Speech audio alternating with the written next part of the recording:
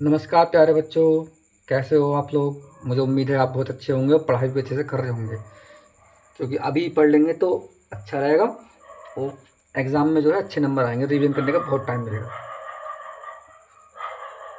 जितना भी है हम अभी से रिवीजन करते चलेंगे, पढ़ते हुए चलेंगे।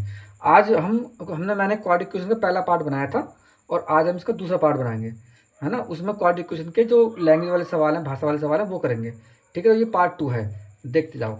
ठीक है, मैंने पहले से कुछ लिख कर रख लिया है। देखो, इसका पहला सवाल ये है कि दो ऐसी संख्याएं ज्ञात कीजिए जिनका योगफल 27 हो और गुणनफल 182 हो। इंग्लिश में कि हमें दो ऐसे नंबर बताने हैं, है नी, जिनका सम जो है 27 है और उनका मल्टीप्लीकेशन जो है कितना है 182, यानी 182। ठीक है, तो देखो हम मान लेते हैं, माना पहली संख्या कितनी है x। इंग्लिश में लेट फर्स्ट नंबर x, तो दूसरा नंबर क्या होगा, दूसरी संख्या क्या होगी 27 माइनस एक्स, है ना। सेकंड नंबर होगा 27 माइनस एक्स। कैसे, अगर मान लो a प्लस बी का सम कितना है 27, तो b अगर a की जगह में कितना रख दूं, अगर a की जगह में ऐसे रख दूं x plus b equal to 27, क्योंकि पहला नंबर x है ना। तो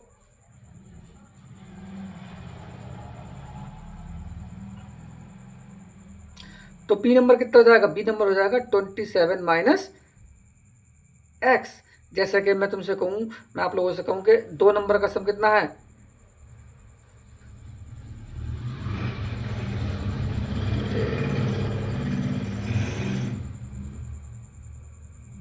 दो नंबर का सम जो है, दो नंबर का सम 10 है ना, और उसमें एक नंबर 2 है, तो दूसरा कितना होगा 8। कैसे पता चलेगा कि 10 में से 2 माइनस कर देंगे। इसी तरह से अगर दो नंबर का सम 27 है तो ए प्लस बी का सम 27 हो गया, इसमें से एक एक्स है, तो दूसरा कितना होगा 27 माइनस एक्स, क्योंकि बी निकालेंगे तो 27 माइनस एक्स हो जाएगा। उसी तरह से ये हो गया। अब जैसे हमारा वो कहता है इक्वेशन, सवाल कहता है, सवाल कह रहा है कि दो नंबर का जो मल्टीप्लीकेशन है, दो नंबर का जो गुणनफल है वो कितना है 182। 27 माइनस एक्स इक्वल टू कितना है 182, 182। दोनों का मल्टीप्लिकेशन कर दिया। देखो एक ये संख्या रही थी, एक ये रही, दोनों का क्या थी गुणा कर दी, मल्टीप्लिकेशन कर दिया। अब इसकी अंदर मल्टीप्लाई कर लेंगे ब्रैकेट की। देखो अगर ऐसा है कोई नंबर, मान लो x, और इसकी मल्टीप्लाई करनी है हमें इससे 27 माइनस एक्स है। ठीक है, तो इसका मतलब ये होता है कि x और ब्रैकेट 27 माइनस एक्स, ब्रैकेट का मतलब भी मल्टीप्लाई होता है, ब्रैकेट का मतलब भी ये होता है कि इसकी गुणा करनी है अंदर, इसकी इससे, इसकी इससे, इसकी मल्टीप्लाई इससे और इसकी इससे। तो हम करेंगे मल्टीप्लाई, देखो इसकी इससे इस तरह से और इसकी इससे, तो 27 की x से मल्टीप्लाई करेंगे तो ये हो जाएगा 27x, और इसकी इससे मल्टीप्लाई करेंगे तो x की मल्टीप्लाई x से करेंगे तो हो जाएगा माइनस का एक्स स्क्वायर, पावर इसकी 2 हो जाएगी। ठीक है, पावर 2 हो जाएगी 182, 182। ठीक है बच्चों, अब देखो, अब तो सवाल हो गया, बस हमें कैलकुलेशन करना है। जिसकी कैलकुलेशन स्ट्रॉन्ग होगी वो एकदम समझ जाएगा, जिसकी स्ट्रॉन्ग नहीं होगी तो मैं समझा देता हूँ। ठीक है, देखो इधर है तो हम इसको इधर ले आएंगे, इक्वल के इधर, ये कैसा माइनस का, तो इधर हो जाएगा प्लस का। ठीक है बच्चों, और ये कैसा है प्लस का, तो ये हो जाएगा उधर जाके माइनस का। ठीक है, यहाँ क्या बचा 0। अगर मैं देखो ऐसे लिख दूँ एक्स इक्वल टू 0, तो जो 0 को चाहे इधर लिख दो या इधर लिख दो, है तो एक्स इक्वल टू, तो हम ऐसे कर लेते हैं, देखो ऐसे। अब इसे ऐसे लिख देंगे जैसे हमारी क्वाड्रेटिक इक्वेशन होती है, पहले सबसे बड़ी पावर, फिर छोटी पावर, फिर बिना पावर का। तो ऐसे लिख देंगे एक्स स्क्वायर माइनस 27x और प्लस का 182। ठीक है बच्चों, सही है। अब देखो इक्वल टू 0। ठीक है, अब 182 के 182 के ऐसे फैक्टर करने हैं हमें जो कि जोड़ के ऐड करके 27 आए। ठीक है, तो बस इसके फैक्टर कर लेंगे कैसे, 182 के फैक्टर करेंगे, 2 हो जाएगा, 2 9 जा 18 और 2 1 जा 2। अब काटेंगे 7 से, 7 1 जा 7 और 2 बचा कितना 21, तो 7 3 जा 21। ठीक है, 13 हो गया।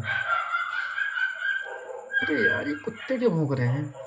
ऐसा कोई ना कोई शोर मचाता ही रहता है। तो देखो, अगर हम तो हम ऐसे कर लेंगे, 14 और 13 इनके मल्टीप्लाई करेंगे तो कितना आएगा, ऐसे करके, और इन्हें ऐड करेंगे तो आएगा 27। देखो जोड़ लो, ये हो गया 2 और 3 7 और 2, आगे ना क्या, देखो सही है। तो अब इसके फैक्टर हो गए। फैक्टर करने मैंने सब पहले जो है वीडियो में पार्ट 1 में सिखाए थे, तो बस अब वही करेंगे क्योंकि ये प्रॉब्लम वाले सवाल हैं। तो ये हो जाएगा 14 प्लस 13x 182। ठीक है बच्चों, मेरे बच्चों देखते रहना, ये x है, सॉरी।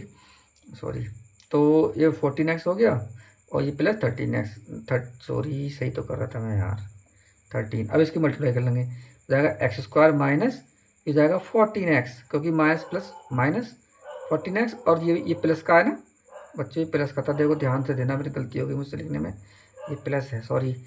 ठीक है, ये हो जाएगा प्लस माइनस माइनस, और ये हो जाएगा 13x और 182। ठीक है, 182। अब कॉमन, इन दोनों में क्या कॉमन है, इन दोनों में कॉमन कर लेंगे, इन दोनों में कॉमन कर लेंगे, क्योंकि 4 टर्म हो गए ना, इसलिए उसने फैक्टर किए थे, इसलिए इसका नाम फैक्टर मेथड है। ठीक है, तो ये हो जाएगा, इसमें से एक्स कॉमन कर लिया, क्या बचेगा, ये बचेगा, एक एक्स बाहर आ गया, एक एक्स बाहर आ गया तो एक अंदर बचा, यहाँ से एक्स बाहर आया तो यहाँ बचेगा 14। ठीक है, और यहाँ से माइनस का 13 लेंगे, क्योंकि 13 दोनों में है, क्योंकि 13 की टेबल से काटेंगे ना इसे, तो 14 टाइम कटेगा, तो माइनस का बाहर आ गया। अब ये माइनस बाहर आया है तो अंदर के साइन चेंज हो जाएंगे, ये माइनस का एक्स था तो ये जाएगा प्लस का एक्स, ये प्लस का एक्स था तो ये जाएगा माइनस का, और 30 से इसे निकाल लेंगे उसे तो बचेगा 14, मतलब डिवाइड करना है। ठीक है, निकालने का मतलब माइनस करना नहीं होता है, कॉमन करने का मतलब माइनस करना नहीं होता है, कॉमन जो करते हैं उसे डिवाइड करते चले जाते हैं। ठीक है, तो देखो अब इन दोनों में ये कॉमन हो गया, इसे बाहर निकाल लेंगे, x माइनस 14। ठीक है, और ये बचेगा क्या, देखो x माइनस 13। ठीक है बच्चों, ये आ गया 0। अब अब लेते हैं x माइनस 13 इक्वल्स टू 0, तो x इक्वल्स टू कितना हो गया 13। दूसरा नंबर ले लेते हैं, तो ये है x माइनस 14 इक्वल टू 0, तो x इक्वल टू कितना हो गया 14। तो इसका मतलब हमारा पहला नंबर क्या हो गया, पहली संख्या हो गई हुई हमारी 13, और दूसरी कितनी हो गई, ओहो क्या लिख रहा हूँ मैं, दूसरी संख्या हो गई 14। जैसे कह दें कि फर्स्ट नंबर हो गया 13 और सेकेंड नंबर हो गया 14, ये इसका आंसर आ गया। ठीक है बच्चों, इसके बाद दूसरा सवाल देखते हैं। बच्चों पढ़ते रहा करो, पढ़ना ज़रूरी है, और मैथ एक ऐसी चीज़ है जो मैथ जितना पढ़ोगे, जितनी प्रैक्टिस करोगे, जितना रिवीजन करोगे, उतना ही दिमाग में आता चला जाएगा। प्रैक्टिस एक दिन भी छोड़ दोगे तो फिर मैथ आना बंद हो जाएगा। ठीक है, तो इसलिए जो है जितनी प्रैक्टिस करो उतना अच्छा, उतना तुम्हें फ़ायदा, आप लोगों को बहुत फ़ायदा होगा। और मैथ एक ऐसी चीज़ है, जितना प्रैक्टिस करते हो तो दिमाग तेज होता है। ठीक है, अब दूसरा सवाल देखते हैं। दूसरा सवाल ये है कि दो क्रमागत धनात्मक पूर्णांक संख्याएं ज्ञात कीजिए जिनके वर्गों का योग 365 हो। इंग्लिश में find two consecutive positive integer, है ना, विच हिंदी में यार ज़्यादा अंग्रेजी में क्या बोलूँ, कि जिनके स्क्वायर्स का सम जो है कितना होगा 365। ठीक है, मेरे पास इंग्लिश की बुक है नहीं, हिंदी की बुक है, तो मैं इसमें से इंग्लिश में ट्रांसलेट करके बोल रहा हूँ। तो दो कॉन्जिक्यूटिव पॉजिटिव इंटीजर जिनके स्क्वायर्स का सम 365 है, बस आप समझिए, कोई ना कोई सवाल होगा, क्योंकि ये भी एनसीईआरटी ये हिंदी की इंग्लिश की आपके पास होगी। ठीक है, तो सवाल देखो बिल्कुल ऐसा, तो हम मान लेते हैं पहली, है ना, पहली धनात्मक संख्या, धनात्मक पूर्णांक संख्या, मान लो कितनी है x, है ना। देखो धनात्मक का मतलब पॉजिटिव हो, पूर्णांक का मतलब 1 2 3 हो, ऐसा यहाँ बताता हूँ। देखो धनात्मक, धनात्मक यानी positive, positive integer, integer integer को कहते हैं हिंदी में पूर्णांक, है ना। देखो धनात्मक का मतलब पॉजिटिव हो, प्लस की हो, माइनस की नहीं होनी चाहिए। जैसे नंबर लाइन पे होता है, नंबर लाइन पे कि 0 हो, यहाँ 1 2 1 1 और 2 और 3, इधर 1 माइनस का 2 और माइनस का 3, तो इधर वाली नहीं, इधर वाली नहीं, इधर वाली पॉजिटिव हो, ठीक है। और इंटीजर का मतलब 1 2 3 हो, ऐसा नहीं कि 1/1 यानी 1 होता ना, ये मिक्स फ्रैक्शन या मिश्रित भिन्न, ऐसा नहीं होगी। पॉजिटिव इंटीजर 1 2 3 4 इस तरह से, है ना। तो अगर एक कोई नंबर 1 है तो इससे अगला पॉजिटिव इंटीजर क्या होगा 2, इससे अगला क्या होगा 3। हमें कैसे मिल रहा है, एक जोड़ के। देखो 2 से अगला क्या होगा, इसमें एक जोड़ देंगे तो 3 हो जाएगा। अब मैं कहूँ कि एक पॉजिटिव इंटीजर जो है 169 है, तो इस अगली वाली क्या होगी, तो हम 169 में 1 प्लस कर देंगे, कितना हो जाएगा 170। तो ऐसे ही पहली अगर पॉजिटिव इंटीजर ये है, पहली यानी first positive integer, integer number है x है, तो दूसरा कितना होगा, सेकंड क्या होगा, सेकंड हो जाएगा x प्लस 1, ठीक है बच्चों।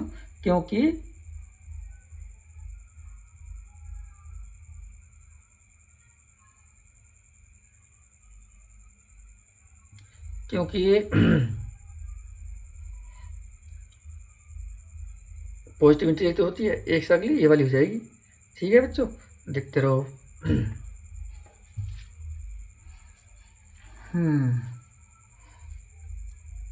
हो गई, और इससे हम कह देंगे इंग्लिश हिंदी में कहेंगे दूसरी धनात्मक संख्या x प्लस 2। मैं दोनों भाषा में बता रहा हूँ, इसमें आसानी होगी आपको, ठीक है। अब इनके ये क्या कह रहे हैं, इनके वर्गों का योग, यानी कि सम ऑफ देयर स्क्वायर्स, है ना। तो बस कर देंगे, पहला ये हो गया और दूसरा वर्गों का योग, इसके वर्ग का इसका स्क्वायर कर दिया, इसका स्क्वायर कर दिया, कितना 165। देखो एक्स स्क्वायर, है ना, और इसका सम कर देंगे, ये हो जाएगा एक्स स्क्वायर प्लस 2x और प्लस 1 इक्वल्स टू 0 नहीं है, 365 है, ठीक है बच्चों, ये हो गया। देखो x और x 2x स्क्वायर हो गए, ये 2x है ही, और ये इधर जाकर माइनस हो जाएगा 165 माइनस का 1, ठीक है, सही है। तो ये बचेगा ये, ठीक है। और यहाँ से हम 2 कॉमन कर लेते हैं, 2 कॉमन कर लेंगे, बाहर जाएगा 2, तो ये जाएगा एक्स स्क्वायर प्लस 1 नहीं x, ठीक है, 1 बोलता हूँ, ठीक है। और ये 2 इसका कौन में जाएगा, तो जाएगा एक्स स्क्वायर प्लस x और 364/2, ये हो जाएगा 2 1 जा 2, 1 बचा 16 हो गया, 2 8 जा 16 और 2 2 जा 4, तो ये हो गया x square plus x equals to 182। इधर ले आएंगे, हो जाएगा एक्स स्क्वायर प्लस x और माइनस का 82 इक्वल टू 0, ठीक है। ये हमारा बन गया क्वाड्रेटिक इक्वेशन। इसे सॉल्व कर लेंगे, सॉल्व करने पे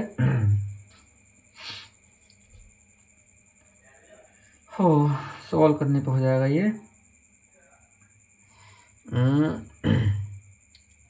देखो, इसके फैक्टर करने हैं जो कि कितना है 1 आए माइनस करके, तो फैक्टर तो वही होंगे। देखो सेम इक्वेशन होंगी जैसे कि हमारी यहाँ बनी थी, ठीक है, ये वाला यही नंबर है, फैक्टर भी इसके यही होंगे, कहेंगे फैक्टर, ये फैक्टर भी इसके यही होंगे, पर यहाँ प्लस किया था क्योंकि यहाँ प्लस था, है ना। और इस वाले में हम कर लेंगे माइनस, क्योंकि यहाँ पे माइनस है, यहाँ पे माइनस, इसलिए यही फैक्टर रहेंगे 14 और 13 14 की मल्टीप्लाई करेंगे तो इतना आएगा 182, ठीक है, और इन्हें माइनस करेंगे तो एक्स हो जाएगा, तो ये लिख देंगे एक्स स्क्वायर प्लस एक्स के लिख देंगे 14 माइनस 13 एक्स और माइनस 182 इक्वल टू 0।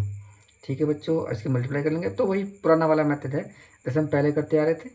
ये हो जाएगा प्लस प्लस प्लस 14x और प्लस माइनस माइनस 13x और माइनस का 182 इक्वल टू 0 कॉमन। अब तो जैसे पहले वाला सवाल किया था वैसे ही है, x कॉमन कर लेंगे, क्या बचेगा x प्लस 14 और माइनस का 13 कॉमन कर लेंगे, ये हो जाएगा x अब प्लस 14। ठीक है बच्चों, इक्वल टू 0। अब इन दोनों में क्या कॉमन है, ये कॉमन है, तो लिख लेंगे x प्लस 14 है ना, तो यहाँ बचेगा x और माइनस 13 इक्वल्स टू 0। अब देखो x प्लस 14 इक्वल्स टू 0, तो x इक्वल्स टू हो जाएगा माइनस का 14। ठीक है, और अब इसलिए लेते हैं x माइनस 13 इक्वल्स टू 0, तो x इक्वल्स हो जाएगा 13। देखो इसने पहले सवाल में कहा था कि धनात्मक संख्या है ना, तो हम जो पॉजिटिव इंटीजर है, पॉजिटिव है, तो ये वाला तो हम रिजेक्ट कर देंगे, तो हमारा पहला नंबर हो जाएगा ये, है ना, तो पहली संख्या है ना, पहली संख्या हो जाएगी 13 और इस अगली क्या होगी, एक जोड़ देंगे, है ना, 1 प्लस, तो दूसरी हो जाएगी 14, यानी कि फर्स्ट नंबर हो जाएगा हमारा 13 और दूसरा हो जाएगा 14। ठीक है बच्चों, और हाथ थका दिए।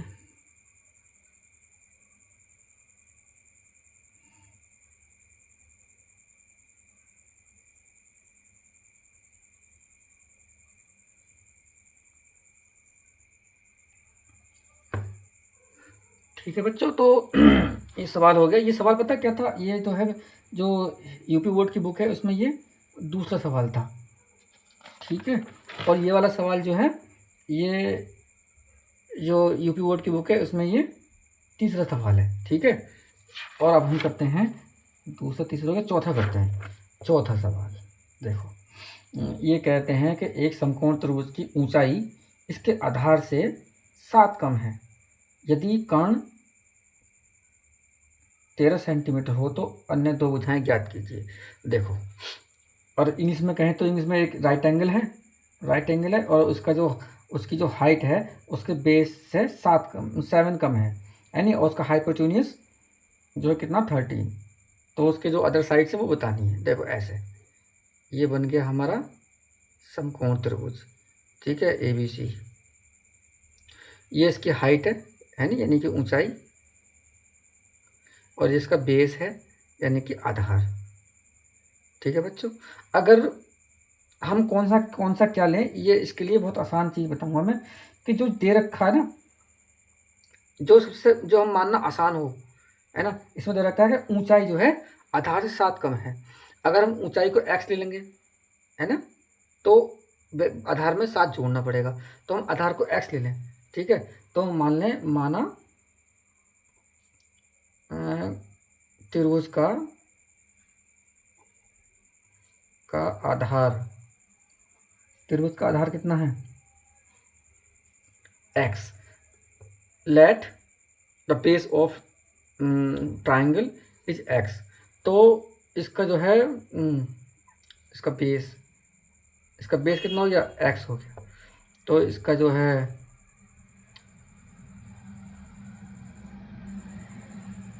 हाइट कितनी हो जाएगी, माना छोड़ो तो हो ही जाएगा, त्रिभुज की ऊंचाई, यार हाथ कांप रहे हैं क्या, ऊंचाई कितनी हो जाएगी 7x माइनस 7, क्योंकि वो 7 कम है, ऊंचाई जो है आधार से 7 कम है, यानी कि जो हाइट है वो बेस से 7 कम है तो माइनस करेंगे, ऐसे अगर कम है तो उसे माइनस कर दिया, 7 कम कर दिया ना, बस हो गया। तो और इसका जो हाइपोटेन्यूज है, ये वाला जो कर्ण है ये 13 है। ठीक है, तो एक फॉर्मूला होता है पाइथागोरस थ्योरम, वो होती है जो ऐसे करके आधार का वर्ग, है ना, आधार का वर्ग प्लस लंब का वर्ग इक्वल टू कर्ण का वर्ग। ठीक है बच्चों, देखो इस इंग्लिश में कह लो इसे base square plus height square equal to hypotenuse square. ठीक है, तो देखो बेस कितना है, अब इसे कर देंगे इस समीकरण से एक ये वाला फॉर्मूला है लगा देंगे, क्योंकि इसमें दे रखा है ना सर, तो आधार का स्क्वायर प्लस लंब का स्क्वायर इक्वल टू कर्ण का स्क्वायर। ये इन तीनों साइड में इनमें रिलेशन होता है आपस में, यही रिलेशन है। इंग्लिश में कह लो बेस है ना, और इसे कह लो हाइट, और इसे कह लो हाइपोटेन्यूज एच वाई। ठीक है, तो अब आधार क्या है हमारा एक्स का स्क्वायर प्लस ऊंचाई कितनी होगी, हाइट कितनी होगी, एक्स माइनस 7 का स्क्वायर और इसका 13 का स्क्वायर। हाइपोटेन्यूज कितना दे रखा है इन्होंने, कर्ण दे रखा है, सवाल में दे रखा है ये कर्ण या हाइपोटेन्यूज कितना दे रखा है, 13 दे रखा है सवाल में। कभी कहोगे ये कहाँ से आ गया। सही है बच्चों, तो बस इसे सॉल्व कर लेंगे। एक्स स्क्वायर ये फॉर्मूला होता है ए प्लस बी का ए माइनस बी का स्क्वायर, ए माइनस बी का स्क्वायर पहले भी आया था। देखो ये होता है ए स्क्वायर, ठीक है, और माइनस 2ab और प्लस बी स्क्वायर, यहीं लगा देंगे। देखो ये हो जाएगा एक्स स्क्वायर माइनस 2, ए की जगह एक्स और बी की जगह 7 और प्लस बी स्क्वायर, बी की जगह 7 का स्क्वायर। ठीक है, देखो बिल्कुल, और इसका स्क्वायर होता है 169। ठीक है बच्चों, एक्स स्क्वायर 7 टू द 14 यानी 14x और ये जाएगा 49। ठीक है बच्चों, देखो ये हो गया x square 2x square 14x, अब वही इसे मैं उधर ले जाएंगे माइनस कर लेंगे। ठीक है, जब इसे माइनस करेंगे हाँ इस तरह से कितना हो जाएगा, ये हो जाएगा 120। ठीक है, तो ये हो जाएगा 2x square minus 14x equal to 120। इसे इधर ले आओ। देखो पहले सवाल जो कराया था मैंने वो यहीं से कॉमन लेके और इसे डिवाइड कर देता, इस वाले को करेंगे इस तरह से, इधर ले आए, ये प्लस का था, इधर प्लस का माइनस का हो गया, इधर प्लस का था तो जाकर माइनस का हो गया। अब पूरे में से 2 कॉमन कर लेंगे, 2 कॉमन कर लेंगे तो क्या बचेगा, x square minus 7x minus 60 equal to 0। इसका अपॉन में जाएगा 0 हो जाएगा, तो ये इक्वेशन बन जाएगी एक्स स्क्वायर माइनस 7x और माइनस का 60। ठीक है, इक्वल टू 0। सही है बच्चों, अब देखो 60 के 60 कैसे फैक्टर करने हैं, चूँकि माइनस यहाँ माइनस करना है तो माइनस करके 7 आए, 12 12 में 5, ऐसा भी कर सकते हैं। देखो 60 के फैक्टर करेंगे, पहले 2 से 13 हो जाएगा, फिर ये 15 हो जाएगा, फिर ये 3 से काटेंगे 5 हो जाएगा, है ना, ऐसे कर लो। तो इन दोनों को साथ ले लेंगे, क्योंकि और कोई फैक्टर बनेगा नहीं तो माइनस करके 7 आए, तो 12 और माइनस 5। ये पता है मैं ऐसे एकदम क्यों बता दे रहा हूँ कि मुझे बहुत प्रैक्टिस होगी। आप लोग जब प्रैक्टिस करोगे टेबल सब याद हो जाएंगे तो अपना दिमाग में ही सॉल्व हो जाएगा कि 12 और 5 होगा, 12 और 5 होगा, कि 12 में से 5 गया कितना बचा 7, ये इस तरह से। तो ये प्रैक्टिस से आता है। ठीक है, तो हो जाएगा एक्स स्क्वायर माइनस और 12 माइनस 5x और माइनस 60 इक्वल टू 0। ठीक है, इसके बाद जैसे पहले करते थे माइनस प्लस माइनस का 12x अब माइनस माइनस प्लस 5x और माइनस का 60 इक्वल टू 0, ये स्क्वायर है। इसमें से x कॉमन कर लेंगे, x माइनस 12, इसमें से 5 कॉमन कर लेंगे प्लस का, तो ये बचेगा x माइनस 12, मतलब 5 लिया तो डिवाइड करना है। ठीक है, कभी शुरू माइनस करना है। अब इन दोनों में क्या कॉमन है, ये इधर कर लेते हैं, तो ये हो जाएगा x माइनस 12, है ना, कॉमन आ गया बाहर इन दोनों में से, तो बचेगा x प्लस 5। कैसे, यहाँ से x, यहाँ से पूरा कॉमन हुआ तो x बचा, ये x आ गया, यहाँ से जो है कॉमन हुआ तो प्लस 5 बचा, प्लस 5 पड़ गया इक्वल टू 0। तो x माइनस 12 इक्वल टू 0, तो तो एक्स इक्वल टू हो जाएगा 12 और इसे लेते हैं एक्स प्लस 5 इक्वल टू 0, तो एक्स इक्वल हो जाएगा -5। अब देखो हम -5 लें या ना लें, मैं बताता हूँ। हाइट या बेस है ना, आधार या खंड कभी भी नेगेटिव नहीं हो सकता, नेगेटिव हो सकता तो नेगेटिव वाले को छोड़ देंगे। तो हमारी जो एक्स की वैल्यू आई है ना, तो वो हम लेंगे 12। एक्स का मतलब आधार मतलब बेस इंग्लिश में, तो कितना हो गया 12 सेंटीमीटर। हाँ सेंटीमीटर रखा है, ये सेंटीमीटर में था ना, तो 12 सेंटीमीटर। और हमारी हाइट यानी कि ऊंचाई हाइट कितनी होगी, ये हो जाएगी एक्स माइनस कितना था, x-7, तो एक्स से कितना आ गया, एक्स से आ गया 12 और 12 माइनस 7 कितना है 5। तो ये हाइट कितनी हो गई हमारी, ऊंचाई कितनी हो गई 5, और बेस कितना हो गया, ये बेस हो गया 12। ठीक है, ये दोनों आंसर हो गए। आधार हो गया 12 और ऊंचाई हो गई कितनी 5, आंसर। ठीक है, चलो बच्चों, और मेरी वीडियो को लाइक कर देना और सबको शेयर करना जो कि लोगों को फ़ायदा हो। और आप लोगों ने मेरी वीडियो देखी, मुझे बहुत अच्छा लगा, और ज़रूर आप लोगों को इसका फ़ायदा मिला होगा, मुझे उम्मीद है बिल्कुल फ़ायदा मिला होगा। और अगली वीडियो में मैं जो इसका जो मूलों की प्रकृति निकालते हैं, है ना, प्रकृति निकालते हैं वो बताऊँगा। और ये जो यूपी बोर्ड की बुक है उसमें इसकी एक्सरसाइज है 4.3। ठीक है, और सीबीएसई बोर्ड में भी, सीबीएसई बोर्ड में कहते हैं इसका नाम होगा कि नेचर ऑफ रूट्स।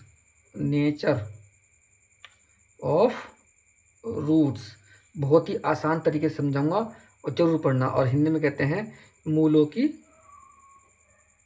प्रकृति, ये बताऊंगा मैं इसे। और बहुत आसान सवाल है, बहुत ही ईजी तरीके से बताऊंगा। ऐसे बताऊं कि आप लोग जो है एकदम समझ में आ जाएगा, कभी भूलोगे भी जिंदगी में। ठीक है, हाँ, और एक तो कोई फॉर्मूला होता है, जैसे हमने ये निकाले ना इसके रूट्स, इसके इक्वेशन के रूट निकाले हैं, तो ये हमने निकाले फैक्टराइजेशन मेथड से, यानी गुणनखंड विधि से, है ना। ये निकाले हमने गुणनखंड विधि से, इसे कहते हैं अंग्रेजी में फैक्टराइजेशन मेथड। ठीक है, एक होता है फॉर्मूला मेथड, सूत्र विधि, फॉर्मूला। तो उसका फॉर्मूला होता है x equal to -b plus minus b² minus 4ac upon इसके पूरे के अपॉन में 2a। देखो अब मैं इसे आगे बताऊंगा, ठीक है, अगली वीडियो में। चलो बच्चों, ठीक है, और खूब अच्छे से पढ़ाई करो और खूब अच्छे से एंजॉय भी करो, खेलो कूदो, और मोबाइल से दूर रहना, क्योंकि मोबाइल जो है दिमाग को सड़ाता है। जितना मोबाइल ज़्यादा चलाओगे उतना दिमाग खराब होता जाएगा, सिर में दर्द होगा, तो पढ़ नहीं पाओगे, पढ़ाई का पूरा नुकसान हो जाएगा। ठीक है।